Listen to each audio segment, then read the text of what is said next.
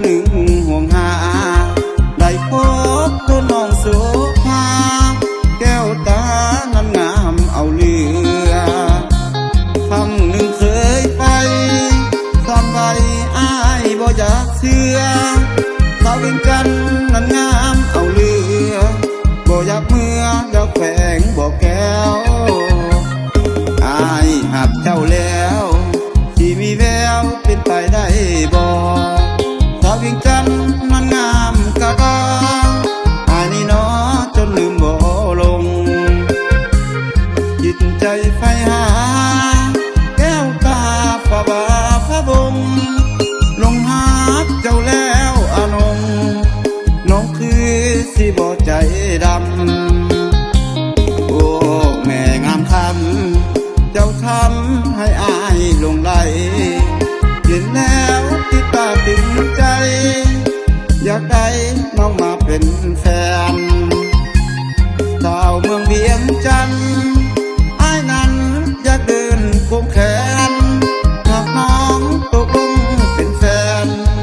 คงเป็นสายแนนอีดีที่เป็นไปได้อยู่บ่น้องคนดีอยากได้อยู่บ่สามี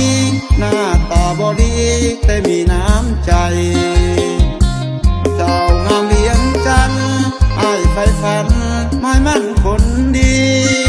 อ้ายหักน้องอีดีคนดีเห็นใจแน่นอคุณสิมีพออยู่บ่กับสาวเวียงจันทน์อย่าให้อ้ายนั้นนอนฝันหากน้องนั้นตกลงปลงใจกับเมื่อบอกแก้วที่ให้ผู้ใหญ่มาขอสาวเวียงจันทน์ให้ตั้งตารอที่มาสู่ขอเด้อสาวเวียงจันทน์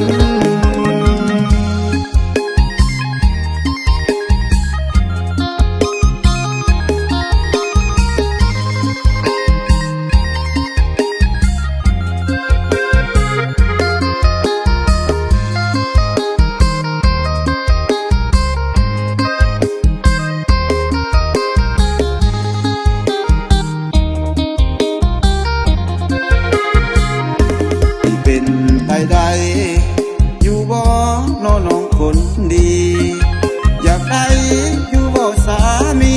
หน้าตาบ่ดีแต่มีน้ำใจเจ้างามเวียงจันทน์อ้ายใฝ่ฝันหมายมั่นคนดีอ้ายหักน้องอีดี